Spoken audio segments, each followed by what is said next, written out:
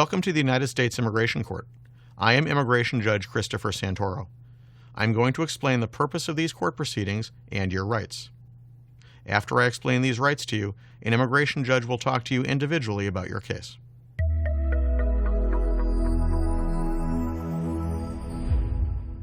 You should have received a copy of the Notice to Appear in your case. The Notice to Appear explains the reasons why the government believes you should be removed from the United States. The Notice to Appear looks like this. If you believe you did not receive a copy, tell the immigration judge when he or she talks to you today. In the Notice to Appear, the United States government alleges that you violated the immigration laws of this country and should be removed, sometimes called being deported. An immigration judge will decide whether that is true or not true. If the immigration judge finds it is true, an immigration judge will then determine whether there is a way for you to remain in the United States.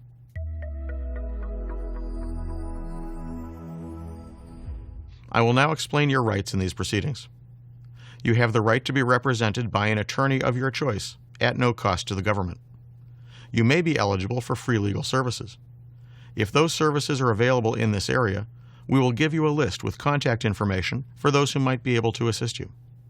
Alternatively, if you do not want a lawyer, you can represent yourself in your case. In support of your case, you can submit documents as evidence, such as pictures, news articles, letters from persons familiar with your case, so long as you provide a copy to the government and keep a copy for yourself. If any documents are not in English, they must be translated into English and certified with the following: the name of the translator, that he or she is competent to translate from the language of the document into English, and that the translation is true, complete, and accurate. You will receive a copy of any evidence the government offers, and you can make objections to it. You have the right to testify in your case. You have the right to call witnesses to testify on your behalf. You have the right to ask questions of any government witnesses. At the beginning of your case, an immigration judge will ask you which country you want to return to if the law requires that you be removed from the United States. Do not assume from this question that the judge has already decided that you must be removed. At the conclusion of your case, an immigration judge will decide whether you will be ordered removed from the United States. If the immigration judge decides that you must be removed from the United States, the country to which you will be removed will be the one that you chose, except as otherwise required by law. If you disagree with the immigration judge's decision, you can appeal it to a higher court. If you wish to appeal, you must do so in writing within 30 calendar days of the immigration judge's decision. If you fail to file a notice of appeal within 30 days, the immigration judge's decision becomes final.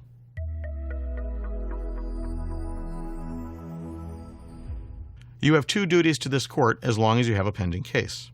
I will explain each. If you move, you have 5 calendar days to notify the court in writing of your new address. This is important because all notifications from the court will come by mail. If we don't have your current address, you might miss a hearing date. In the courtroom is a blue piece of paper, which we call a Form E33. Use this form to notify the court of a new address. If you have already moved, please complete 2 copies today, one for the court and one for the government. If you will move soon, please take 2 copies with you today. Remember to mail 2 copies, one to the court and one to the Department of Homeland Security. You also have an obligation to attend all future hearings. If you fail to appear at any future hearings in your case, you could be ordered removed in your absence. You will then be ineligible for 10 years for the following forms of relief, including cancellation of removal, change or adjustment of your status, registry, or voluntary departure. Your absence may be excused, but only if there are exceptional circumstances beyond your control which caused your absence.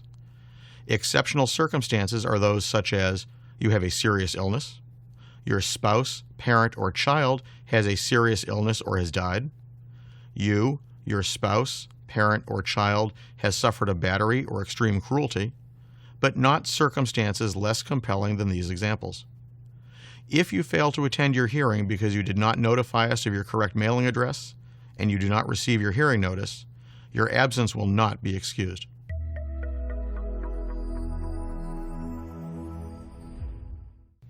An immigration judge may set deadlines for you to file applications, evidence, or other documents with the court. If you fail to comply with the judge's orders and deadlines, your applications and requests may be deemed abandoned, and the judge may deny your requests. Additionally, if you are required to provide biometrics as part of your case, your failure to comply with the deadlines and instructions given by the immigration judge, the biometrics notice, and the government may result in your application being deemed abandoned and dismissed.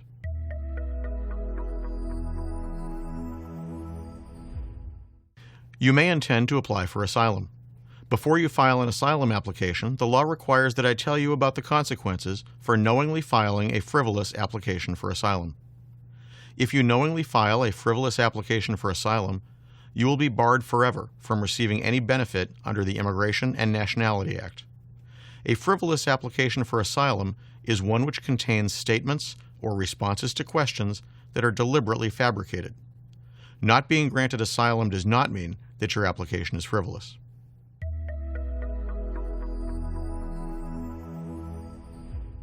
You may also have the right to apply for voluntary departure.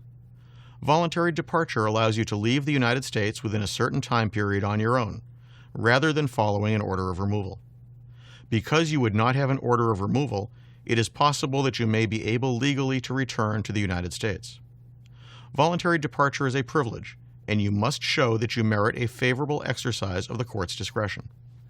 There are two types of voluntary departure. For pre-conclusion voluntary departure, you must generally request it before the court has scheduled you for a hearing on the merits of your case, such as a request for asylum or cancellation of removal. You also must not be an arriving alien. You must admit that you are removable from the United States, withdraw all other requests for relief from removal, accept voluntary departure as a final decision, and give up your right to appeal on all issues. You can request post-conclusion voluntary departure at any time during the course of removal proceedings. For this type of voluntary departure, you do not need to concede removability or withdraw any applications for relief from removal, or give up your right to appeal. But you must have been physically present in the United States for at least 1 year by the time the notice to appear was served on you. You must also show that you have been a person of good moral character for the preceding 5 years.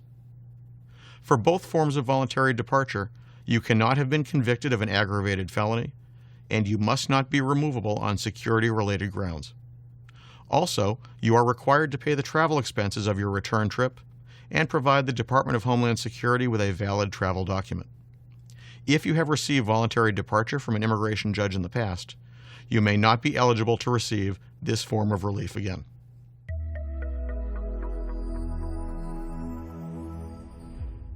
If you are removed and you return to the United States without special permission, you could be charged with a crime in the United States. If you are convicted of illegally re-entering the United States after deportation, you could face criminal penalties, including fines, and up to 20 years in federal prison.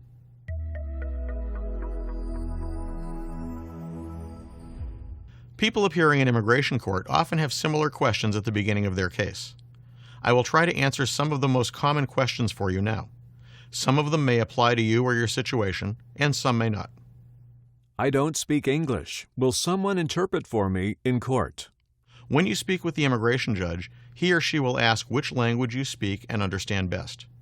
It is very important that you tell the judge which is your best language, because the judge will do everything possible to get someone to interpret for you during your court hearings.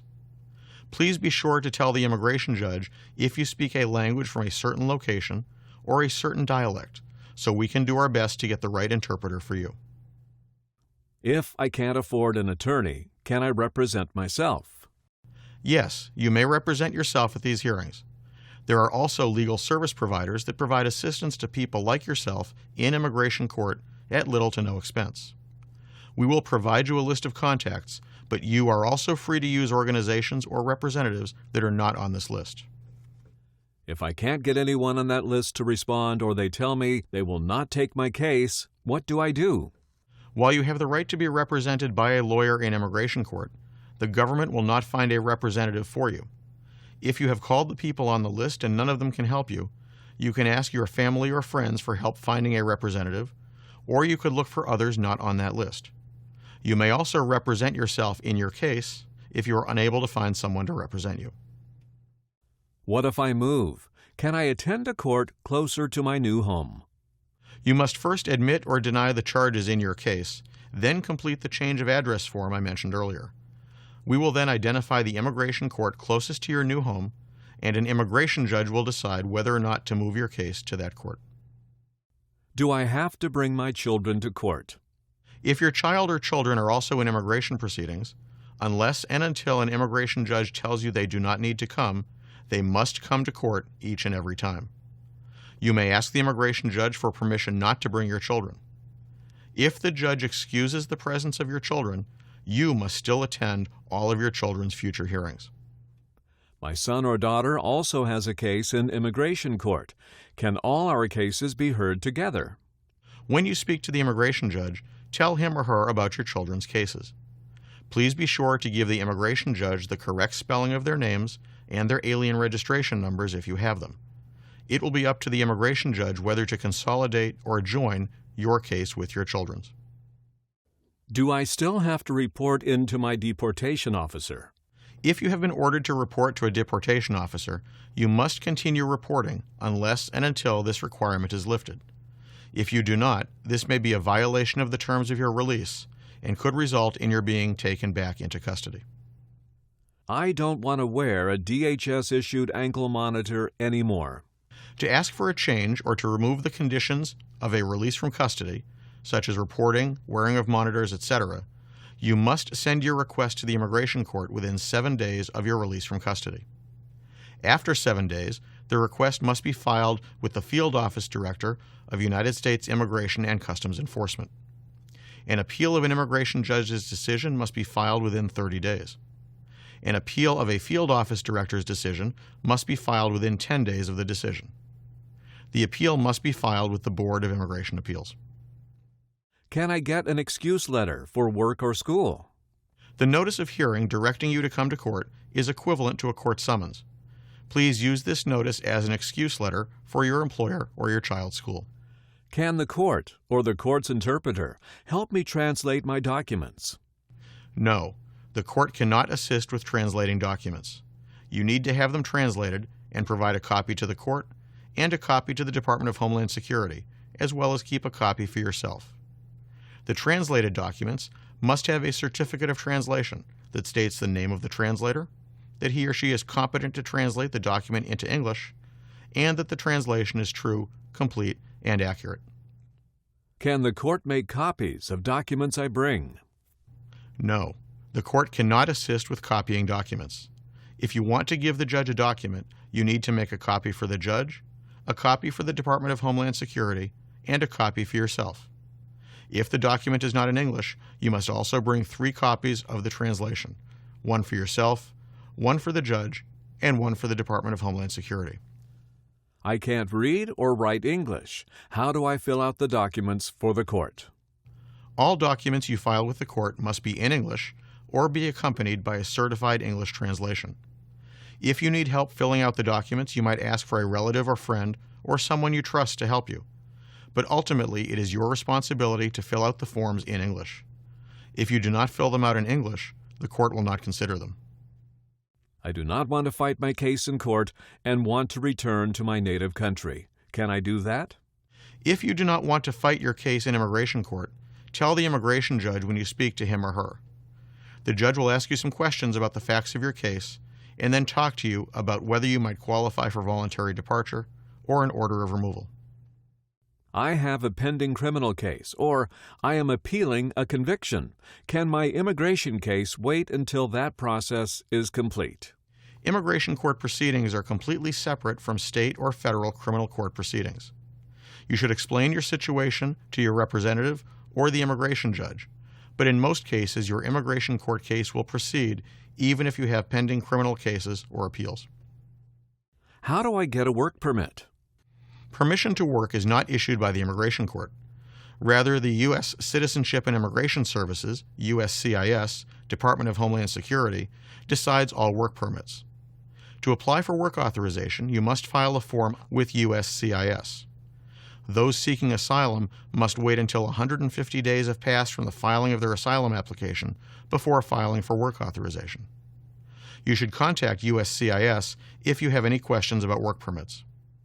My spouse is a U.S. citizen. Doesn't that mean I can stay in the United States?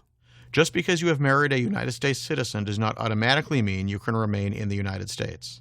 You or your representative should contact U.S. Citizenship and Immigration Services, USCIS, Department of Homeland Security, to see whether your spouse can petition for you to remain in the United States.